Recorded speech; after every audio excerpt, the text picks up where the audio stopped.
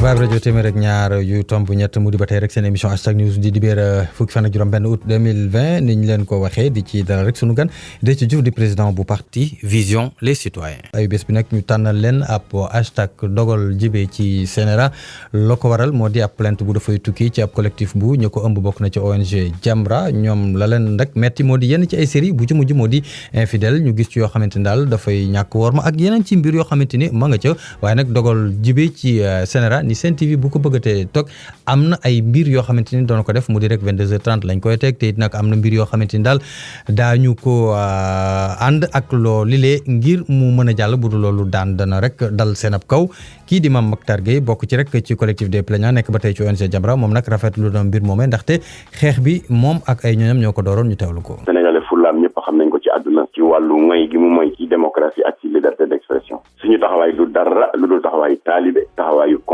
consommateur nag dafa am ay àq ak ay yelleef ndax consommateur dafa amee njaboot bu mu war a aar di leen sàmm te produit audiovisuel yi kër yëpp la dugg léegi loolu moo waral ñu def plainte bi nag ka ko war a jot na ko muy àttekat bi ci wàllu audiovisuel muy conseil national de régulation de l'audiovisuel dalal nañu alxames juróom-benni fan ci weer yi pour ñu layal ko la nga xam ne mooy suñu naxar layaluñu ko yem ci waaye dañ ci toftal ay vidéo mu di ay firnde ay preuve yu wane ne film bi ñu ngi rafetal njaaloo ñu wane ne série yi ñu ngi taaral infidélité conjugale ci wàllu sëy ñu ngi koy ñàkkal fayda wane ne aayul ngay moy sa jëkkër aayul nga am jëkkër am far CNRA nag ba mu ñu dégloo ba noppi bi mu ci jógee nag sa ginnaaw ëllëg sa muy démb àllarba fukki fan ak ñaar joxe na atteem atte bi daal ñu ngi ci am xel mu dal ndax dafa dëggal beddiwu ci benn dafa dëggal mbooleem tuuma yi nga xam ne ak ñaxtu yi nga xam ne Jamra yëkkati na ko ci plaintam léegi nag dànkaafu na ñi nga xam ne ñoom la ñu tuumaal mu di producteur bi ak organe de diffusion bi dànkaafu yi nag ñett la benn bi nee na leen na ngeen effacé ci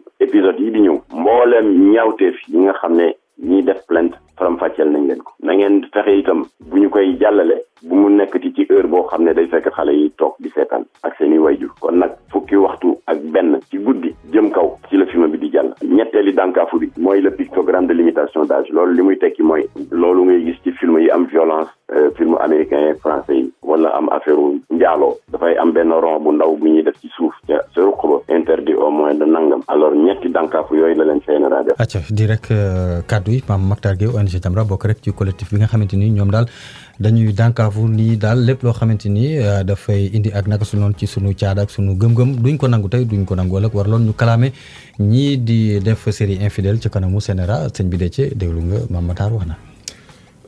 alhamdulilah ci li ñu dégg ndax réew dafa am lu ci am solo muy reen bi muy jikko dëkk bi dañu amoon jomb am lu ñuy wax ngor am lu ñuy wax orma te loolu lépp dafa mel ni léegi dañ koo suufeel dañ koo dëgëre dañ koo nappaaje tey ji da ngay toog ak sa doom di seetaan jékki-jékki image génn bu nga xamee ne avertiruñu la donc balaa ngay couper loolu tu vois parce que xale dafa am curiosité donc bu kiwee ngay couper après beneen yoon moom dina seet fexe bu ma xamee lan lañ ko doon nëbb waaw kon loolu noonu ñu war a wane ne film bi kat am na loo xam ne xale waru ko seetaan yow boo ko xamee di nga xam sa doom loo koy wax pour waajal ko mais bu ñu màggee ci gis environnement bu nga xamee ne am na yoo xamee ne choquéwul kenn bu yàgg dafay doon te jomb bu deñee ci réew mi rek c'est-à-dire que dara desatu fi donc maa ngi rafetlu combat bi ndax man citoyen lañ may woowee depuis toujours jeunesse action citoyenne ñun citoyenneté rek mooy kii defar dëkk bi donc loolu dañ koy encourager maintenant beneen côté bi ñi nga xam ne ñi ngi liggéey di daan seen doole xëy na li nga xam ne la mën na intéresser ñenn ñi dañuy jël waaye war na yi tamit domaine bi ñuy yëngu ñu am aussi ñu bàyyi leen xel ci xeetu jàppale bu nga xamee ne dinañu am leneen lu ñu mën a amee leneen lu ñu mën a jàpp parce que bu fekkee lii la ñu mën a daanee seen doole. donc te lii mayoo leen beneen buntu. kon nit boo góorul ci dara parfois bon mënoo. waaw kooku moom question ouverte laa ko tijjee mu di rek Déthié Diouf président parti Visa Déthié cercle amitié Sénégal Déthié citoyen Déthié ambassadeur Déthié Diouf waaw xam nga ci ban la ñuy dooree. cercle d'amitié Sénégal Corée du Sud lu mu wund ak lan la loolu. waaw cercle d'amitié mooy maanaam diggante xaritoo entre Sénégal ak réew bi ñuy wax Corée réew moomu ñëpp da ngay dégg homme politique depuis Ablaye Wade kuy def sa kii Sonko Gadio képp kuy def sa manifeste rek tudd nga ci réewu Corée ñun nag yàlla def na depuis 2006 ñu taxawal kuréel googu. di ci woote lu ñuy wax dammel ndax ñoom dañu naan miracle coréen maanaam miracle mooy kéemtaan wàllu développement amul kéemtaan dafa am ay secret. secret boobu nag la ñu dem di ko gëstu ay ati at ba xam lan la ñu tuddee ko lu ñuy wax la révolution des mentalités mooy maanaam tey jii nii fi ñu toll nii ci Sénégal. nga xam ne ñi ngi wax xëy na dina ñëw après ci question yi dafa am lu nga xam ne c'est-à-dire que ci xel la dafa am lu xam ne nit daf koy def mooy bu ñu ne révolution violence la violence nag mooy li nga xam ne bii yaa ngi koy exercer ci sa bopp mooy maanaam yow xam nga kenn du teg sa bopp lu metti mais mettit gi xam nga tey jii nga jox ma rendez-vous 10 heures ma agsi midi nga toog 2 heures de temps liggéeyoo demoo fenn lor naa la bu ma ñëwee di la expliquer naa la transport bi yaa ngi déglu nga jox ma sandwich wala ma jënd sama mbuusu ndox naan sànni ci mbedd bi donc loolu am na lu nga xamee ne en fait laisser aller la kenn ku ne li ngay def xam nga ne baaxul kon yow bu ma demee ba jël di bëgg a sànni daal ne no bu ñëpp defee ni man problème day am nga daal di jëlaat sa mbuus def sa oto wala nga jël sa sandwich def sa oto wala nga téye ko sa saak ba nga àgg fi ngay àgg tey ji affaire lii ñu nekk nii muy feebar bi dinañ ci dikk loolu dammelu xalaat bi bu amee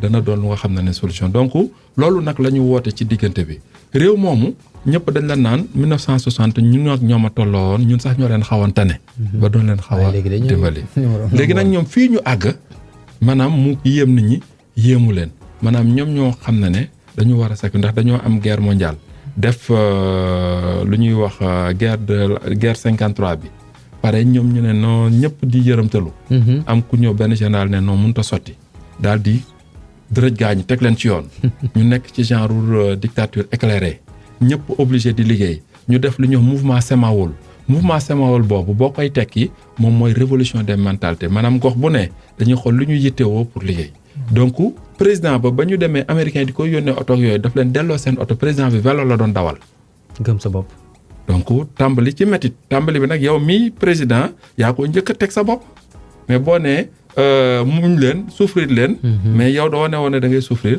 du sotti ñun loolu mooy li nga xam ne moom la ñu duggee foofu tey jii fexe nañu ba nit ñi xam tey jii échange yi waroon am suñu digganteeg réew moomu mi ngi am bu baax xëy na volume bi yokku na ndax ba ñëwee presque fi mu tolloon daanaka tekkiwul woon dara mais tey Corée Japon ko gën a développé Chine ko gën a développé ñaari réew yooyu ñoo ko sekk ñaari réew yooyu dañ koo coloniser woon mais tey domaine bu ne domaine santé Corée moo ci raw domaine industrie navale affaire bateau ñoo ci raw domaine yu bari Corée moo ci raw kon dafa am noo xam ne dafa dépendre ci nit ki dafa dépendre ci vision ñëpp adhéré ci donc loolu parce que bëggoon naa ci moo ko waral donc loolu nag ñu ngi échanger ci jikko yi di échanger ci yéen nan ngeen def ba def lii donc ñoom ñu xamal la yow it ngay ñëw di ko partager ak nit ñi di organiser jeunesse sénégalo-coréenne yi ok loolu am na solo kon daal dañuy root lu set indi ko fii jéem ko jox nit ñi ñoom it ñu naan ndox mu sell loolu waxin la day laaj dégg-dégg buñ ci noppi it am na loo xamante ni bokk na ci say titre mu di ambassadeur de la paix waaw loolu it ci yëngu-yëngu bi lan la waaw xam nga dañ ne soxla bu doonee ñaar daf ngay am da ngay wér mooy da ngay am jàmm nag moom la diine yëpp di woote alors jàmm jooju nag yow tey xam nga mën nga xëy amoo benn problème nga ne am nga jàmm waaye coronavirus bii wane na ne maanaam yow boo ne yow am nga jàmm yow rek maanaam te ki nga dëkkal amul jàmm yow am nga problème boo matul yaa koy ëpp dafa am fu ñu dëkk foofu pour bañ ko citer ndax statut foofu mais xale yi ñun suñuy xale dañ leen di sàmm ba nga xamee ne vraiment ñu naan xale yi ay genre doomu tubaab la ñu ndax ñoom ñu ngi école française ak yooyu yaa ngi dégg mais am xale yu génn donc dem ci biti ànd seen xarit kenn ki wàll leen mooy feebaru yuy wàllaate yooyu genre yu xale yi picc voilà picc yeeg yooyu yaa ngi dégg genre waga kooku ba mu dugg see yaa ngi dégg benn xale boobu dugg si wala yeneen xale yi ci biir cité bi yëpp daal di wàllu waaw yaa ngi dégg kon bul jàpp ne man mën naa fagaru mën naa fekk sama bopp rek ñeneen ñi nekk sama wet seen yoon nekku ci kon daal booy xalaat foog nga xalaat pour ñëpp da ngay xalaat pour ñëpp kon jàmm ji il faut la vraie paix pour loolu nga tey maa ngi nii alhamdulilah fi ma toll yëg naa wér yëg naa taan xam naa ne dinaa lekk xam naa dinaa naan mais bu ma xalaatee sama mbokk mi nekk fële lekkul corona bi buñ ci dikkee mais li ma ko dal fi ma dalee ci dimbali nit ku nga xam ne dafa mën ne njabootam dinañ ci ñëw effectivement noonu sax la ñu defee transition dugg ci ndaxte yow Déthié mi bi nga génn hôpital sax Vibe Radio ngay njëkk wax fii ci 6-9 parce que dañ la woo nga ni yaa ngi nekkoon da nga génn hôpital ba noppi nekk sa kër encore pour diir boo xamante ni du sax médecin yi ñoo la ko wax mais yaa ko jëlal sa bopp conscience bi nga génnee fi mu ne nii naka ngay dundee Covid bi waaw xam nga déjà comme ni ma ko waxee woon ci biir hôpital ba ci laa jëkk a gis bodd gi mooy stigmatisation bi. waaw am kenn ci malade yi mu ne dee fii moo ko gënal delluwaat ndax moom xajatul waa këram yi nga xam ne dara dalu leen. ñu ngi leen di boddi. teew ngeen tamit dégg ñu ne nit gaañu na ñu ne ci Covid la gaañ ñu dem di ko denc nit ña ne duñ ko fa suul. ci nit ku dee. xew na fi jamono yii dégg ngeen vraiment yàlla na fi yam dem yu bëre yi. dee yu bëre yi. mais koo ne kii sa mbokk mi wala kilifa gi. coronavirus moo ko rey ñu dal sa kaw. dëgg la wala ne xamal la am na kilifa gu ñu ne daf koo am. rek gaa ñi daal di jóg dem attaqué ñenn. dëgg la donc léegi ñu def ko genre feebaru gàcce. gàcce googu tax léegi nit dafay feebar du ñemee dem hôpital. te loolu danger la wala danger la léegi dafa am lu ñuy wax comorbidité mooy yow maanaam am nga diabète wala am nga. yenn ci jàngoro wala yenn feebar yenn yooyu. mais léegi lii bu ko fekkee see dafay gaaw ndax yow sa doom wala sa sët. day génn dem fay xëy na yow borom barke nga sa doom wala sa sët génn dem ak ay copains il est un porteur sain. ñëw waa maam wala pa noo def wala mère ngeen waxtaan affaire yooyu ba ngeen waxtaan moom jàpp na ne yëgul dara ci yaramam ndax ndaw la donc affaire bi mën na koo bañ a daaneel mu ñëw waxtaan ak yow germe bi dugg la. bu la duggee yow génnoo demuloo ñëwuloo. nuyuwoo kenn nga jékki-jékki ñu ne am nga corona kon ku lu koy indil sa njaboot bi jógee ci biti. kon léegi loolu buñ ne lii day joxe signes yi da ngay gis ñi am moyen dañuy woote pour nit ñi ñëw gérer leen ci kër yi léegi yow souvent nit ki buñ ko mënul gérer ndax affaire nooy yeeg assistance yi mënuñu ko déplacer ndax li nekk hôpital doyul bañ koy mën a déplacer di ko war a yóbbu ci kër. mais jàppoon ni doguma la mais jàppoon ni stigmatisation bi lu ko indi. ci waa kër docteur lañ njëkkee. mais loolu laa leen njëkk wax man ba ma génnee hôpital ndax. xam nga man ba affaire bi di am comme ni ma la ko am ñaa ngi woon Corée du Sud ci sommet mondial de la paix bi. ñu gis foofu ñoom ni ñuy communiquer ci affaire bi mu simple accessible nit ñi comprendre accepter ndax communication de crise mooy da ngay wax pour partager message bi nit ñi mën ko recevoir mën a nangu ko xel nangu li nga wax après nit ki daal ne comme lii nga wax ñun ngeen leen léegi par rapport ak léegi lii la ñu ne ko nangu nañu adopté li nga xam ne moom nga leen sax ndax koo imposer dara rek. boo moytul mu bañ te ñu ngi ca lool mais li am solo mooy gaa ñi il fallait ñu tiital nit ñi pour ñu nangoo toog tiital googu ñu yàgg ci yaa ngi déglu fu ne ngay dégg dee am ñu la naan man gisuma kenn ku dee kon yooyu ay wax la création politique la pour sujet bi ngay war a aborder après donc loolu lépp nag doon rek communication bi nga xam ne teguwul ci na mu waroon tegoo. kon dañoo lajju ci wàllu communication bi moom ils sont passés à côté. départ ba léegi départ bi. man ba ma génnee dama génn hôpital de deux ci yow laa jëkk a wax. après man maa dem songi gaañi pour xamal leen ne man mi bu ma waxulee li ma gis dina doy waar.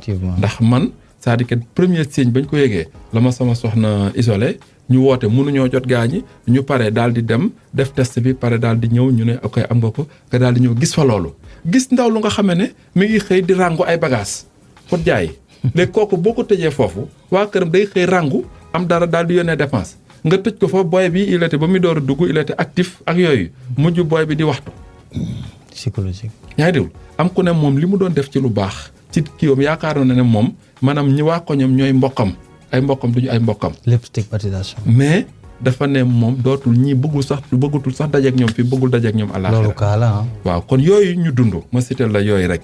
donc man maa nekkoon genre assistance sociale bi nekk foofu donc boo fekkee ne yow yaa ngi denc nit boo koy denc foofu war nga xam ndax fonctionnaire la ndax kuy fayeku la wala kuy xëy di fortaatu loolu assistance sociale ndax bu ñu la joxee fiche di la loolu waru na cee dugg ba ñu xam ne cas de figure bi kii lii la léegi comme kii kaam lii la kon kii ku yëttewoo ndimbal la fan la dëkk fii la ceeb yeeg yi nga jox yëpp baax na mais ñi mu dal te mënoo leen dimbali nag jural leen problème. beneen cas la. te yow ministère bi am na direction générale de l'action sociale.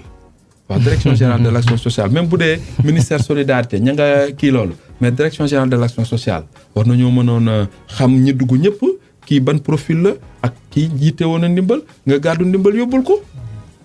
loolu nag bokk na ci li tax nit ñi koo nee corona dala naan feebaruma corona ba ma coronayee yàgg na. mais yow fan la dalee ak naka la dalee. mais man ni ma dalee mooy dama demoon booru Parcelles parce que dama doon def ay tournée di sensibiliser donc yoroon ay man ku ma xam-xam ma ci wàllu yëngatu ci wàllu wér-gi-yaram di sensibiliser di kiwal nit ñi donc ba ma demee ba pare sama oto ma taal fekk pompette bi paanoon ñu changé ko ndekete baaxul ba ma demee ci oto ba toog waa ji ne ma am na ko ma toog di xaar mu yónni kii bi fi ma tëdd noonu di xaw a nelaw boobu temps koor la di xaw a wér daale noonu ci la nit daal di ñëw fëgg ma ne ma sëñ bi ma xal ni kuy gént mun ma nga baal ma de sama waa kër lekk ñu démb te tey jii amaguma dara te dañoo woor ma xool ko ci bët nii gis ne takkul masque te tiim na ma 0 mètre parce que bëgguloon ñi ci ginnaaw noonu dégg ko donc man mënuma fa nekk naan ko lu tax takkoo masque ak yooyu de toute façon le mal bu amee c'est déjà fait mooy wax na noyyi naa wala boog jaar na sama gémmiñ xaw ma donc noonu la ma voilà ci lu gaaw nga dimbali nit ki far loolu daal la bon loolu doon yéeneem tamit bon voilà donc noonu soo demee xamul ni sax am na ko xamu ko ndax mi ngi dem te mi ngi solu correctement maanaam xam nga da nga gis nit ki xam nga am na nu nit di mel bu la bëggee jege doo ko nangu dëgg la mais nit dafay correct ñëw moo tax léeg-léeg ci kii bi réglé naa lu bari ci ñu bari ba ma waxee ñu bari ci lañ gëm na ne corona bi am na damay solo ba rafet dem ñëw di wax ak nit ñi man ko yow est-ce que xam nga ne man mii ndax damaa corona wala corona wu ma non yow affaire bi du la dal man ko yaa ngi nax sa bopp nag man mii la dal ba ma wér daal di génn takkal sa masque nga gis ñu commencé di moytu daf laa dal kooko wax day def marque temps d'arrêt justement ndax ñi ngi xool yére bu rafet bi ma sol ñi ngi xool xëy na titre bi ma am moo tax ñu yaakaar ne man mi waruma dal fi ñu ko foogewul fala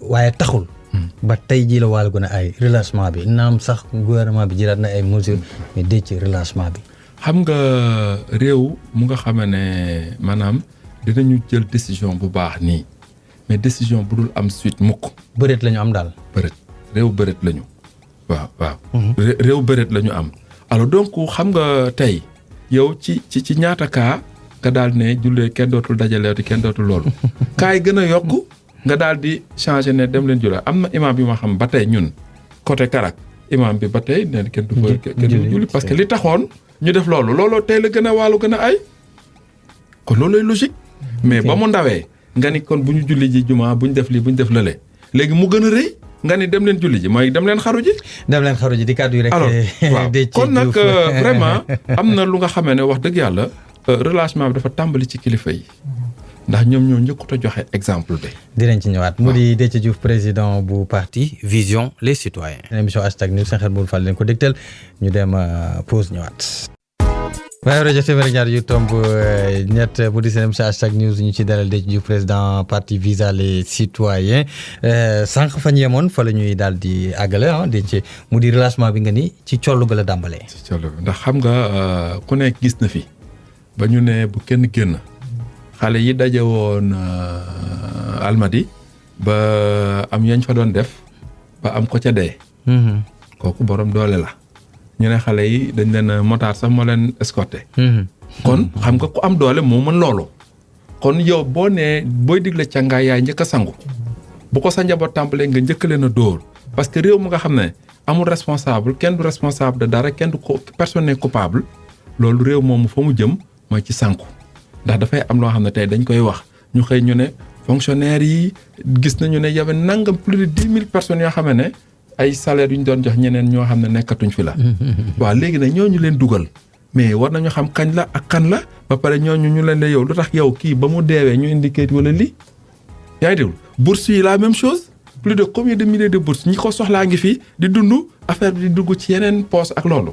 kon yu mel noonu maanaam dañ koy wax ñoo xam ne lii problème la mais problème bi dafa war a am responsable dafa war a am coupable responsable ak coupable responsable mooy yow mi ñu fi teg waaye ka nga dénk affaire bi moo coupable ndax moom mooy def loolu xëy na nag yéen a ca déggoo mais tant que mënuñoo situer responsabilité ba pare am définir coupable def ay sanctions maanaam nit a bindoo noonu. li tax yàlla ne boo defee nii boo defee nee yaa ngi déglu.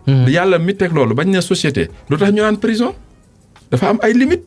mais nit bu amul limite du sotti c'est-à-dire nit bu amul lu koy kale c'est-à-dire c'est un day dem rek comme voilà c'est un voilà lu ko neex lay def lu ko neex lay def yaa ngi déglu donc tant que nanguwuñu di def ay limite bi nag yow mi koy wax yow mi ñu dénk nga tàmbali ko ci yow di joxe exemple am na fi kilifa gu nga xam ne waajuram dafa gaañu yaa ngi déglu donc muy Ndiaga Ndiaye yàlla na yàlla yeesal yërmande ci moom.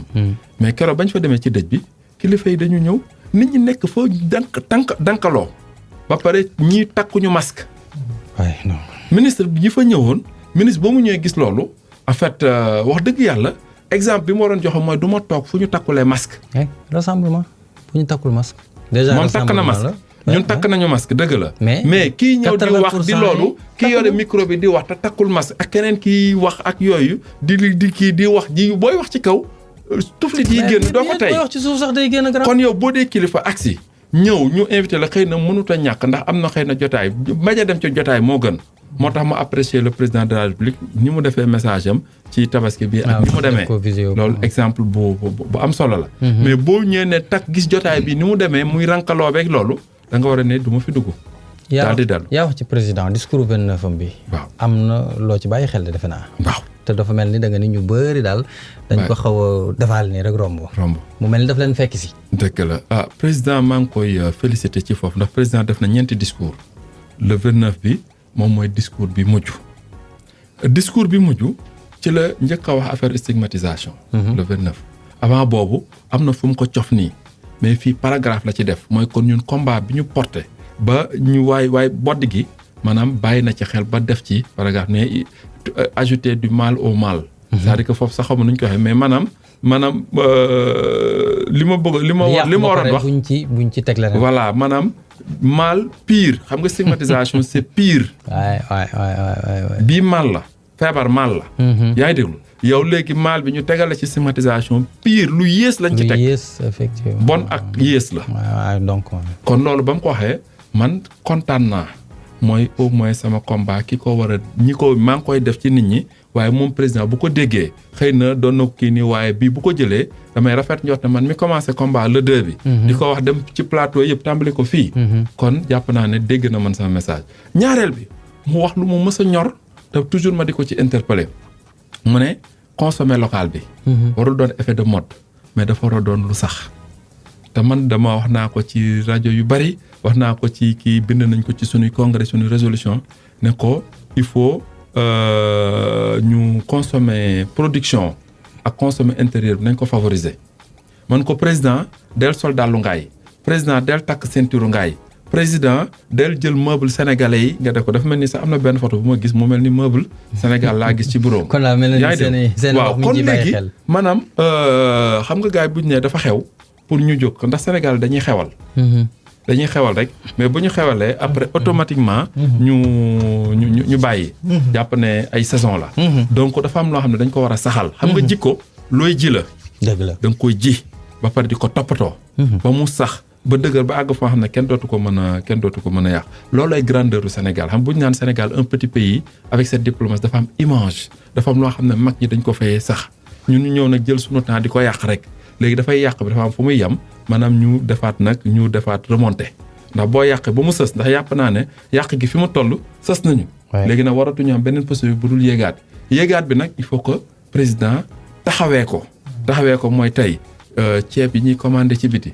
dañuy favoriser fii dugub yi ñuy commandé comme nee nañu production yi àgg na ci ay millions. kon li satisfaire sunu besoin mi ngi fi meew mi. ak yooyu liñ ciy dem jégaani. mais loolu lépp ñu naan mës naa ko wax ne c'est une hérésie que ñu naan woy la douane a fait 750 milliards de recettes man ko dañ ko war a rus a wax.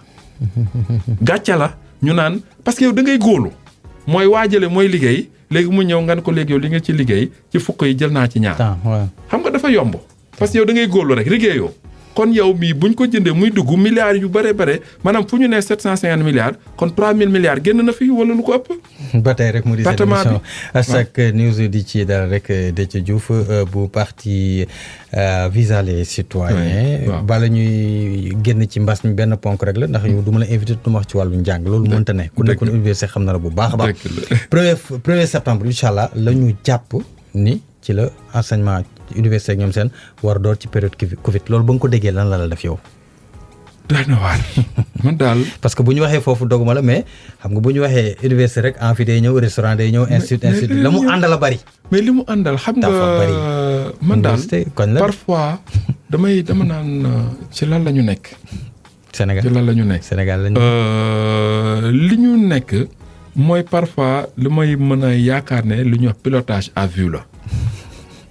mooy seet naa lii rek naa xool nu moo mbiijee ba rëcc ci loolu xam nga fi gaañ lu ñuy wax il faut sauver l'année il faut sauver la situation dañu war a bàyyi di gérer ay situation nañu gérer loo xam ne c'est vraiment une gestion stratégique mooy à tel moment lii war naa am parce que mën nga togg fi ngay toggee li nga togg baax na xam nga li ñu planifié woon yëpp soo ñëw ne Covid day ñëw ba Covid ñëwee lépp lu nit planifié woon yàqu na kon da nga naan lii ok mais bu ma àggee moment bi war naa évaluer bu ma amee moment bi am na lu ñëw war nañoo réajuster bu ñu réajuster daal ne ba ñuy communiquer ci kii bi au début lii la woon mais tey ku taxaate ñu ne non docteur El Hadj Ndiaye pour kii bu saaga la ci gaa ñi tegal lu mu neex boo ci dëkkee mu sàppi la kon maanaam message bi ñuy jox façon bi ñu koy joxee wax dëgg yàlla waroon nañ ko changer yàgg na.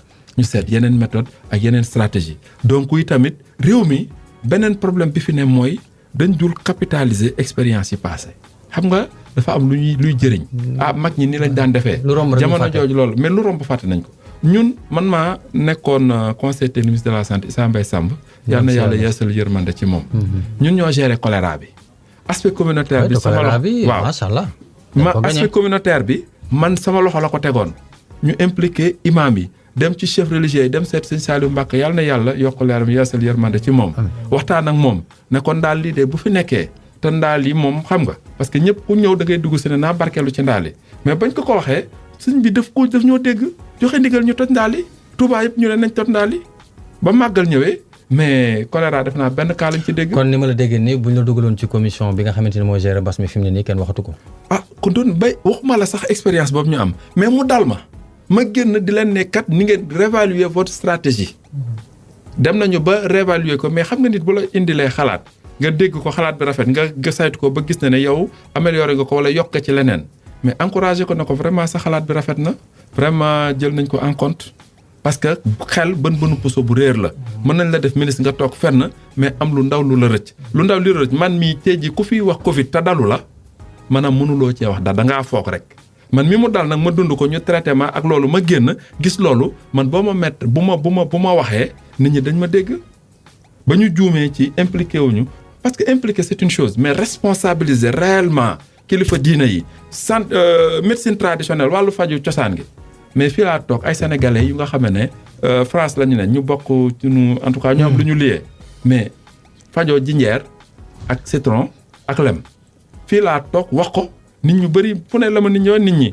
loolu ñu bëri moom la ñuy jëriñoo xëy na problème mu dosage mais xam nga nit ñi dafa am loo xam ne amuñu accessibilité. dégg ngeen récemment ndaw si ñu ne dañ ko yàqataan. dañ koo violé am na parfois kuy wax parce que kooku xam nga muñ na muñ ba mënul nelaw mu wax. mais xëy na am na leneen lu gën a garaaw lu am. te ñamu dal ñamu tey ji plus de 7000 personnes yu wér ma rek maa fi génn.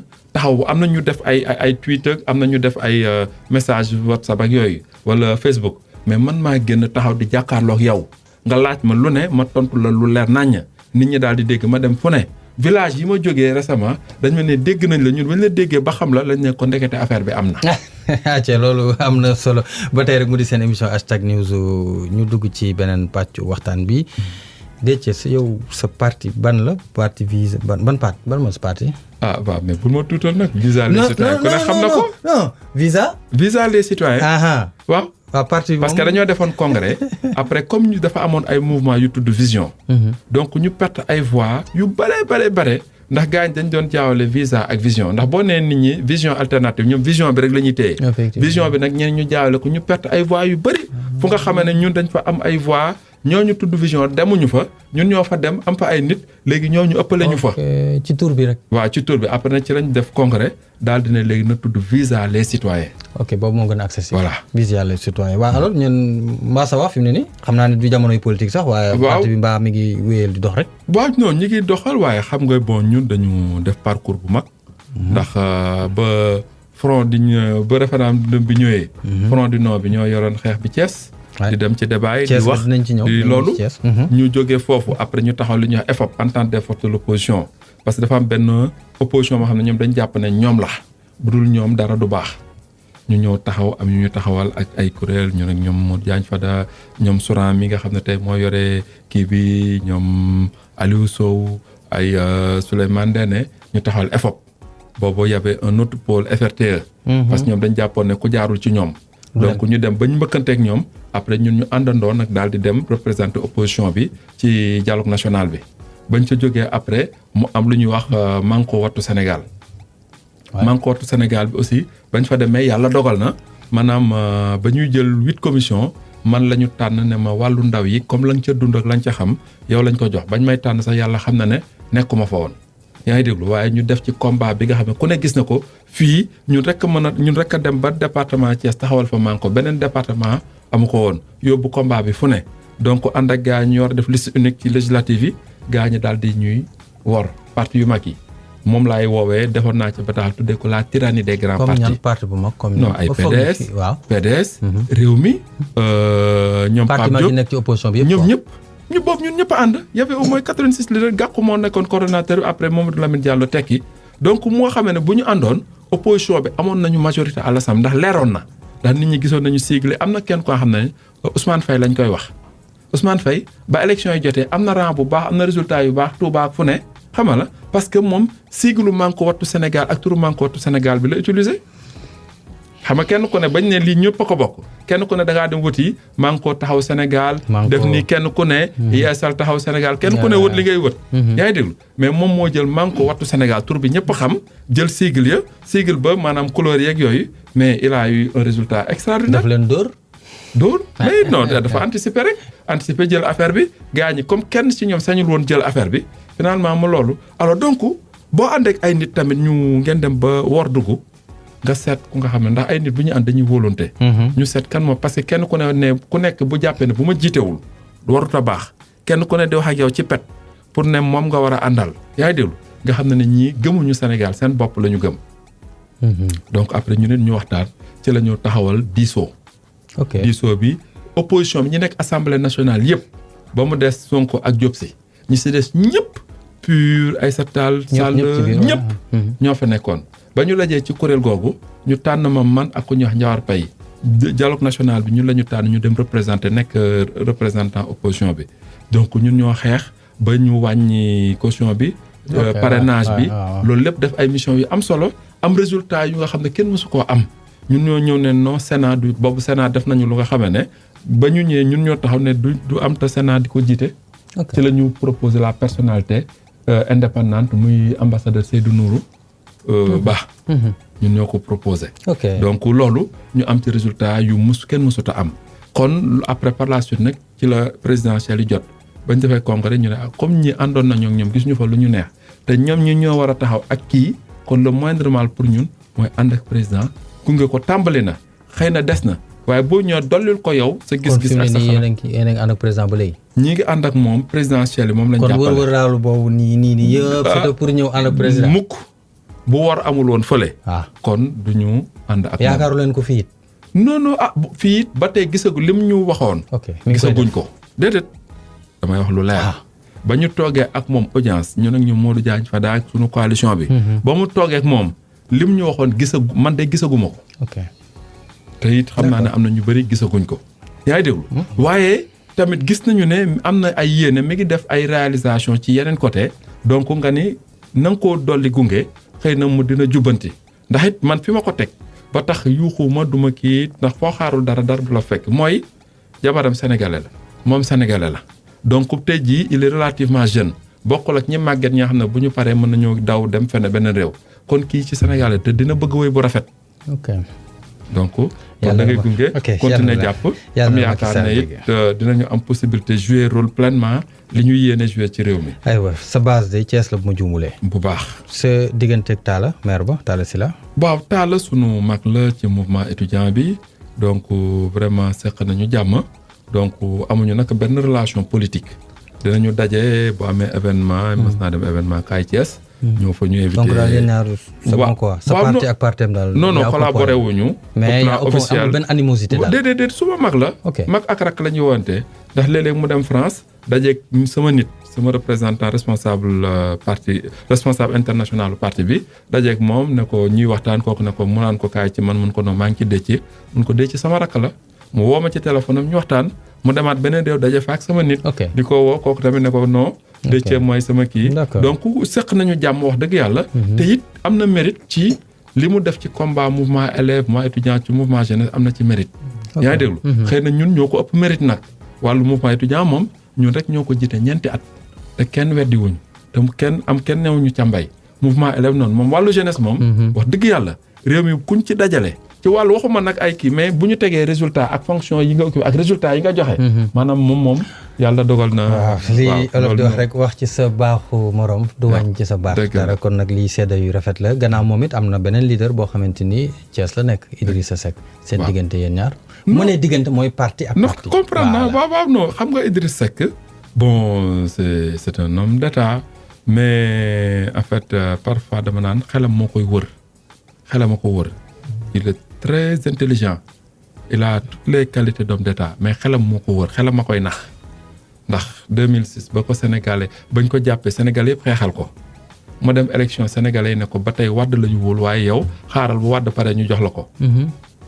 mu ne non moom du xaar kon xam nga respecté wul woon sénégalais yi nga ne yow maanaam ñun ba tey Wàdd la ñuy jiital mais yow toppal ci ginnaawam bu pare rek ñu dénk la ko xam nga loolu xaar bu ndaw la woon mais yàqamti googu depuis.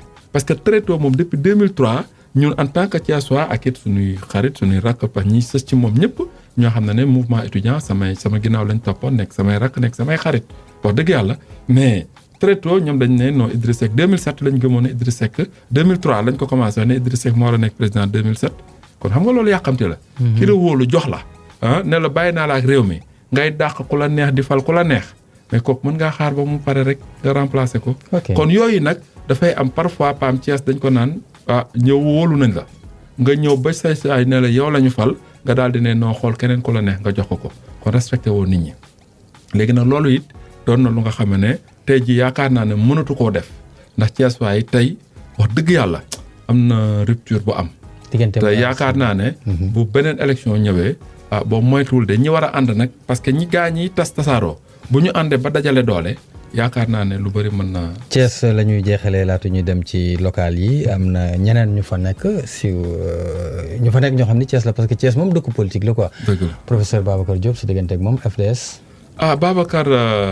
docteur Babacar suma rakk la suma xarit la. am na code de. am na code de. waaw non code moom waaw xam nga code moom am na ko. wala yaa ko jàngal politique. non jàngaluma ko politique. waaye nag maanaam yoon yi ñu jaar bokk nañu yoon bi mooy man fu ma xàll ba dem moom mu ñëw. ci wàllu mouvement élève wàllu mouvement étudiant donc muy ku am gëm-gëm te dañuy waxtaani tamit amante yéene je lui dis que nitu conviction nga. tu vois bon maintenant wax dëgg yàlla man ku mu doon rek dama lay nangul sa cër. waaye nag am na man légitimité historique bi ma am ci wàllu mouvement jeune ak loolu li ma ci def. bon dabaguñ ma nag. des na daal waaw ñoom dabaguñ ma. aywa Déthié ci wàllu politique la ñu des ba léegi Déthié Diouf local yi ñu ngi ciy wax ndax xalaatuñ ñu ajandiko ndax bu ñuy fàttaliku élection locale yi ñu ngi ko waroon amal juin 2019. ñu reporté ko 2 fois élection municipale ak départementale ñu waroon ko amal fi ni ñu jàpp ni. gën ngaa sori ñaar fan ak juróom-ñett mars 2021. waaye local 2021 yi. bu ñu deful ndànk. dinañ ko reporter ndax Covid bi. waaw Covid bi moom prétexte bu baax la. waaw prétexte bu baax la. donc yow moom report moom gisoo ko. waaw xam nga prétexte bu baax la ndax moom Covid bi moom ku ci dëxañu rek moom loo def mën naa jàll. voilà bon mais li gën a am solo rek mooy calendrier bi nañ ci bàyyi xel pour jëm déjà rek report yi fi jot a am. xëy na conditions yi amul mais il faut que ñuy bàyyi xel ku jéggi di waxtaan. bon waxtaan bi nag li may wax gaa ñi bu ñu jaawale négociation ak dialogue ndax gaa ñi da nga leen woo pour ñu dialoguer mooy ñu waxtaan. ñoom ñuy négocier. après lan laay am loolu lay négocier. xam nga négociation xam nga dialogue mooy dañ intérêt commun bi la ñuy teg ñu waxtaan ba arrivé ci loolu. négociation nag mooy da ngay xëcc lu jëm sa boor. waa affaire bi moom. après lan laa ci am. donc léegi xam nga négociation kenn ko da ngay xëcc. mais nag daf mel ni yéen politiciens yi daanaka négociation ngeen gën a def ko dialogue. defal naa man duma politicien. mais dafa am politicien am homme politique. Déthié Diouf vous êtes politicien. je ne suis pas politicien. kooku moom je retire kooku moom dama bàyyi mu jàll. mais Déthié politicien nga. jamais de la vie. jamais dama ni man xam nga dama am école parti bu ñuy wax l'école des citoyens. dama leen ne y a la politique y a le politique et y a le politicien. di leen ko leeral tamit ñu xam ko ndax xam nga politique dañ ne c'est là de bien gérer la cité. yéene bi xam nga loo gis xam nga alxuraan bii. xam nga yàlla wàcceew ko pour loraati ci. xam nga pour jëriñ la mais pourtant ay sëriñ a ngi fi di ci lor ay nit. d'accord non vous n'êtes pas politicien on continue. kon je suis un homme politique. pour maanaam dañ naan ñëpp nii lañ mel mais ñëpp buñ nee. dégg nga waa déedéet. waxu politicien rek ñu mooy ñëw. waxu politicien mooy ñëw. non xam nga buñ nee kuy def politique. xam nga buñ nee jigéen ñëpp a yem. dinañu tooñ. buñ nee journaliste yi yëpp a yem. dañ tooñ. buñ nee homme politique waaw buñ nee homme politique yëpp a yem. politiciens yi. xam nga langage générique mais man émission fu ma dem boo ma nee politicien man la du ma politicien je suis un homme politique. d'accord ñëwee ci local yi ba léegi. waaw yow daal bëgg nga ñu respecter calendrier. élection yi daal. dañ ko war a def. ok def ko mooy xam nga dañ ne moyen ak yooyu am na ay waxtaan yu tàmm ndax ñun ba ñu nekkee ci dialogue bi décision yi ñu jël ba ñu paree mission yi président jël na ci ay décisions yu amoon solo waaye pour élection locale yi am na lu ñu fi jotoon avancé. mais am na ñun yu ñu proposé woon mais proposition bi dafa desoon mooy maanaam comme tey parrainage bi mooy li jiitu. ndax it dafa jaadu nit ku ne booy présenté wu ñu xam ne am na ay nit ñu la wóolu. mais nga présenté wu ñu defal la ay bulletins pare nga am ay 0-0 ak ay 1 ak ay 2 rek baaxul. mais loolu li koy di aussi est-ce que du parti yu bari yi. waaw mais parti c'est ça aussi Déthié xam nga aussi. ku jóg rek taxawal man na dama la ne. xam nga damaa ne ñun suñu parti dañoo am récépissé même pas 6 mois élection locale ñëw.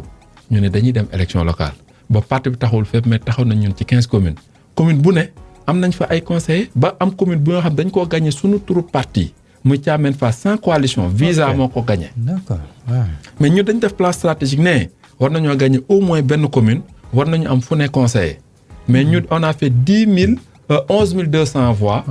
ba pare am 35 conseillers ci 15 communes rek. loolu ñu ngi ko def ci 4 mois. élection législative ñëw aussi ñu ne soit dañuy nekk ci coalition bu nga xam ne mën nañoo gagné wala boog ñu fexe demal suñu bopp ba mu jotee tamit maanaam woor yeeg yooyu am demal nañu suñu bopp sans pré-campagne ni rien ñun ñu ngi jël 30e sur les 47 te defuñu pré-campagne élection yi tamit xam nga ci diggante bu gàtt nga def ci présenter sa candidature war a dem le temps ngay wëte loolu on est arrivé 30e sur 47 kon raw nañu 17 coalitions ak parti te def ñu pré-campagne régions yu bëri sur les 14 régions ñun 2 régions et demi lañ def te 2 régions yi waruñu département yëpp te yàlla def ñu arrivé 30e. Okay. Donc ce qui veut dire que en fait parti bu judd daa war a dem élection. tey yàgg nañ ko wax ne parti ministère de l'intérieur ni muy délivrer récépissé dafa yomb trop. kon daal ku juddu faw ñu seetaat mais problème bi ci ministère de l'intérieur la xam nga. parfois da ngay gis kenn ku créer benn association tuddee ko fédération dafa am contenu fédération dafa am looy fédéré mais da ngay gis kenn ku ñëw créer fédération nationale des nangam sangam nga jox ko récépissé léegi dénomination bi boo ko déggee bokkul ak benn pàcc bu nga xam ne pàcc boobu moom moo réellement représentatif mais kii dénomination pompeuse la am kon ñoom seen wàllu saytu dafa manqué mooy maanaam tey booy créer association wala parti xam nga ñoom ñaar presque même récépissé la dafa am 1 ak 2. bu dee 1 bi la dañuy baare 2 bi bu dee 2 bi kon foofu la ñu war a njëkk a xool ki ñuy jox ça war na am ay charte war na am ay critères yu tax boo waree ne fédération ñu ne kat kan yan association nga fédéré. ok pour war a mën a doon fédération. boo ne donc parti yi saa bu ñu leen saytoo xool ñu judd boobu ba tey te mos ñu dem élection war nañ leen xool. waaye ñu seetaat leen. kii leen tey ji boo nee financement nga gis ku nekk taxaw ku mosul dem élection waroo koo financer. mu di kàddu yi Déthié Diouf rek di sunu gan #news ñu ñëw nag ci pàcc bu mujj bi xam naa dafay xaw a gaaw ni ñu ko waxee ci bopp bi jot gi may nañu ko ñëw ci Afrique ñetteelu mandat bi dafa mel ni mi ngi tàmbali nekk virulent parce que Alpha Condé yëglu na bu mujj nag sax bi tax ñëpp di wax mooy Ouattara mi waxoon waxeet samp ndëndam amit koo xamante ni dafa ni waxul waaw waxul déet. troisième mandat mi ngi commencé ñëwaat Afrique. te loolu daanaka ay gàllankoor. képp lañ ci gis. waaw loolu moom mënul doon lu dul problème ndax it il faut que ñu bàyyi xel ci respecter texte yi. respecter nit ñi ndax kenn mënu fee nekk adversaire. am na benn vidéo bu Obama ñëwoon Union africaine di ko wax c'est-à-dire que mënut a mat ku dem rek di nga bàyyi ay yéene.